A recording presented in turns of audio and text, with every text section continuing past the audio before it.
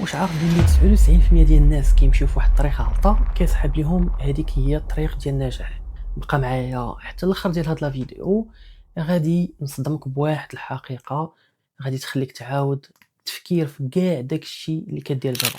حتى انا كنت بحال هاد الناس، كنت تايق باللي كاين واحد السيستيم هو اللي خاصك تتبعو باش تكون مرتاح بين قوسين.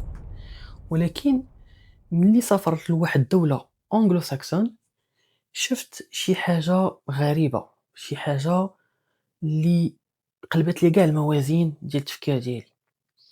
تلاقيت اسيدي مع واحد 1% ديال الناس اللي عندهم واحد العقلية مغايرة تماما على العقلية المغربية اللي كانت عندي انا.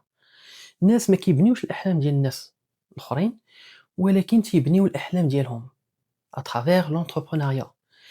قررت نخرج من ديك الدوامة ديال 99% ديال لي بيرسون، وخديت واحد 3 سنين من الحياة ديالي درست فيها كل واحد من هاد ال1% ديال الناس باش نعرف السر ديالهم.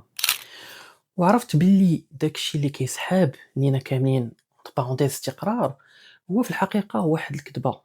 الصالير والخدمة المضمونة وهما مجرد واحد السجن كيردك مسمار في ماكينة ديال بنادم الآخر. النجاح الحقيقي صديقي هو تملك السيستيم ديالك انت، ماشي تكون واحد جزء من واحد السيستيم ديال لي زوتر. دابا قررت نبارطاجي معاك هاد الاسرار، ودرت واحد لو كونسيبت اللي هو قهوه فكره وتطبيق. الا كنتي باغي تكون من هاد ال1% ديال الناس اللي كيتحكموا في المصير ديالهم، تابونا عندي هنا غادي تلقى اول خطوه.